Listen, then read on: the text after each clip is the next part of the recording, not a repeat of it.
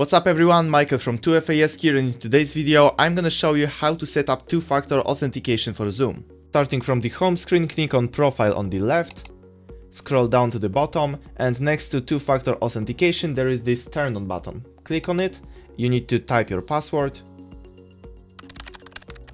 Once you do that, just click Enter. Now you wanna click on Setup, type your password one more time, click Next, and there you have a QR code. Now you need to scan this QR code with your authenticator app. For this example, I'm gonna use 2FAS, which is available for both Android and iOS devices. Click the red plus button and point your camera to the QR code. Once you do that, you will see this 6-digit verification code. Going back to Zoom, click Next and retype the code. So it is gonna be 770233 and click Verify. Now when you scroll down to the bottom, you will see that Authenticator app was successfully connected. I want you now to click on View Codes, type your password, and either download them or print them. These codes are a form of backup, so they can help you recover your account, and for that reason they are extremely sensitive. If you chose the print option, you are perfectly fine, but if you chose the download one, please make sure to rewrite the codes onto a piece of paper and keep it somewhere safe. Delete the file afterwards.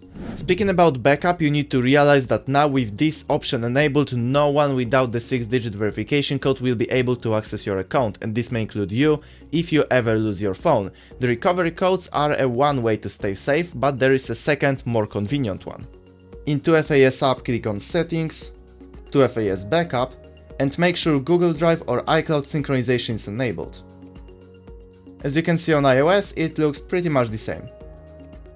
Now with this setting enabled, all of your codes will be saved in your cloud, so that if you ever lose your phone, the recovery process is as simple as downloading 2FAS app on the new device and enabling synchronization with the same Google or iCloud account. Now as a bonus, I want to show you one more security feature that is available on Zoom, which is end-to-end encryption. While on the homepage, click on Settings on the left, scroll down, and you should see end-to-end encryption option. Now as always, there's a catch. With this enabled, you can't record the meeting to the cloud. People can join only from the Zoom app, and some tools like breakout rooms or live captions might not be available. For those of you who are not familiar with this term, end-to-end encryption is a security method that prevents anyone from hearing or seeing your Zoom meeting except the people that are in the meeting, so even Zoom itself cannot see the content. Basically, use it when privacy matters more than some fancy features. If it's just your regular meeting, you might not need it. Thanks for watching till the end. If you have any questions, make sure to join our Discord server, link in the description, you can ask them there or in the comment section under this video. Subscribe and see you in the next tutorials.